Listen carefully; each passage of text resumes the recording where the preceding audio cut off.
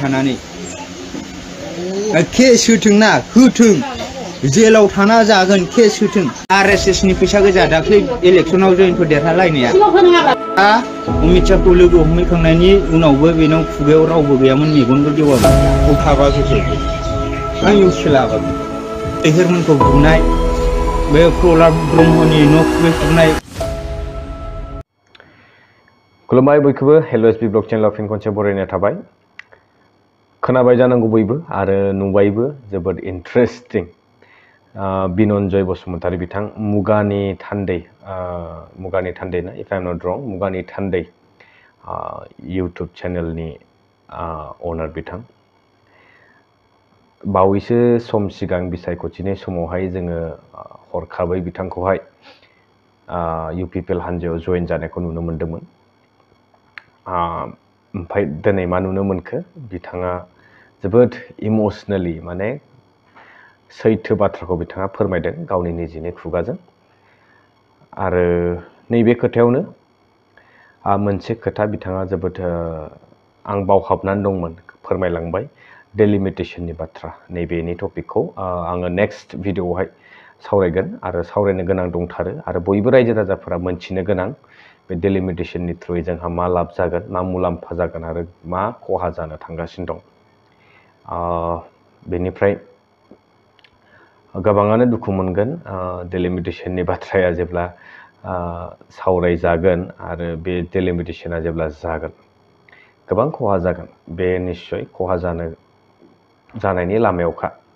दा बारा गोबाव खालामाजासे नोंथांमोननो आङो नैबे बिनन्जय बसुमतारीनि लैहोरखौ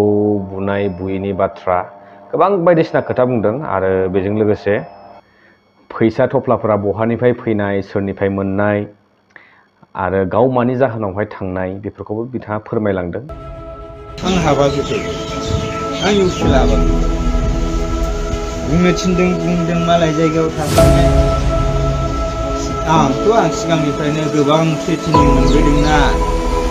होमबाबो 8 बोसोर थादों नोंसोरनि जायगायाव बिसोर खामानिखौ माबायदि मावो मिथिं दावथिं खुंबाय फैसा बरनबाय जाबाय बेल' जे हाबबाय बक्सिंलाबो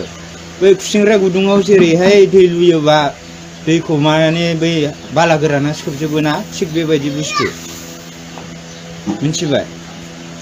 आङो MLA रबिराम नार्जारि बेजों प्लास बै कुमन्त बिनि फिए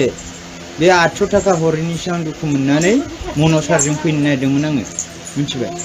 आं इउपिएलखौ मालाबाबो सापर्टबो होआ होनायबो नङा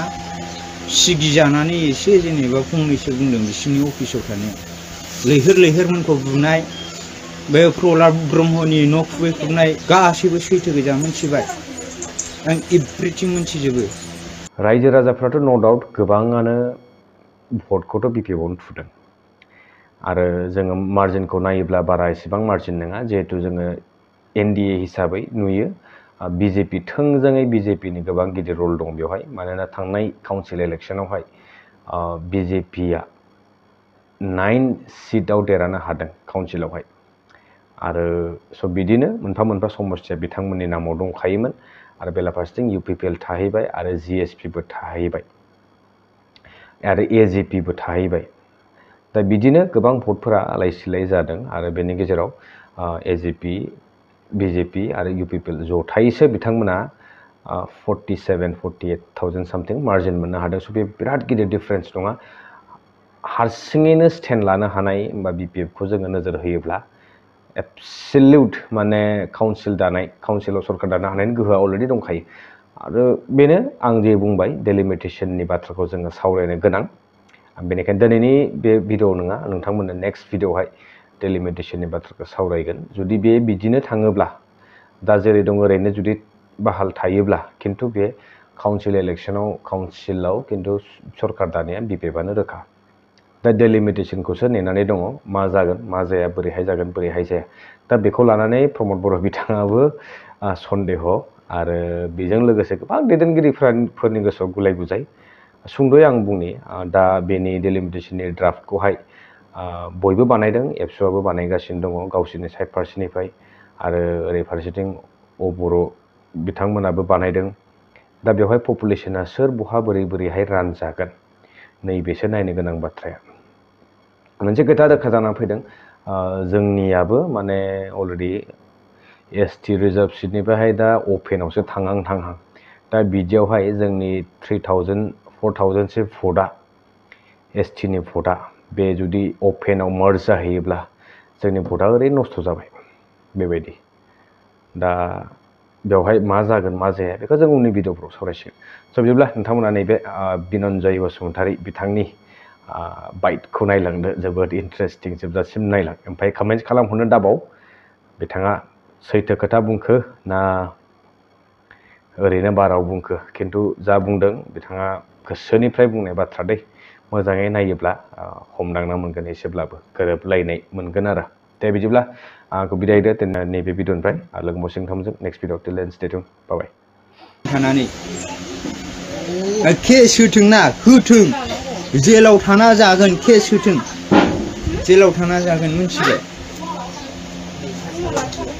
जों सैथो मानसि जों सैथो बायदि जाजानो लुबैयो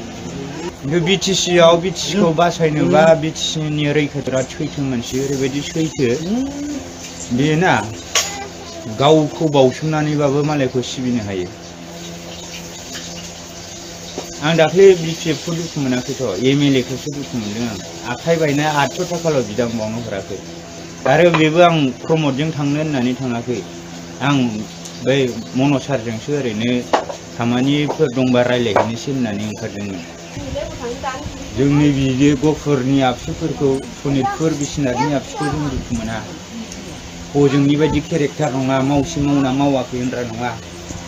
जोंना नैबेनि आबसुआनो बिमा बिफा बायदि आबसुआ लाख थाखा हर कौटि थाखा हर होनबाबो न'खरनिफ्राय गैयिबाबो हरगोन नैबेथिं नोंसिनि बायदि थगायसुला नङा आं हाबाखैथ' आं इउसुला हाबाखैथ' बुंनो थिनदों बुंदों मालाय जायगायाव थाहैनाय आं सिगांनिफ्रायनो गोबां ट्रेनिं मोनबोदोंना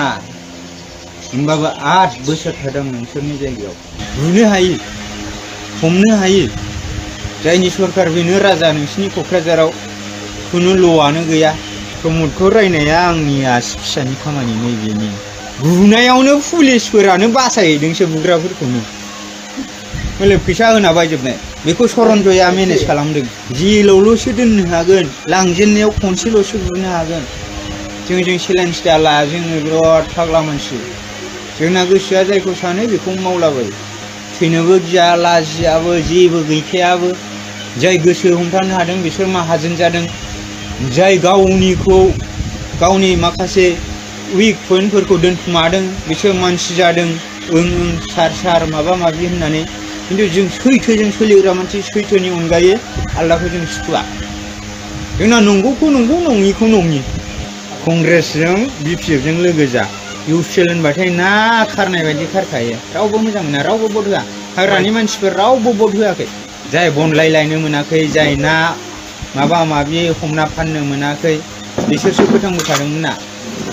एनडिएफबि बेकग्राउन्डनि मानसिफ्राबो रावबो बिसोरनो भट होआखै हाबबाबो स्ट्रं रुमाव थांना मावजोबनायसो बे खामानिया दाख्लै देरहानाया ओरै सालाखाथि बावखुंग्रि ओरै बासुगाव साइडथिं मा समस्ति दंमोन बिथिंजायल' मावनो हादों आलदायाव देरहायाखै लाब गैया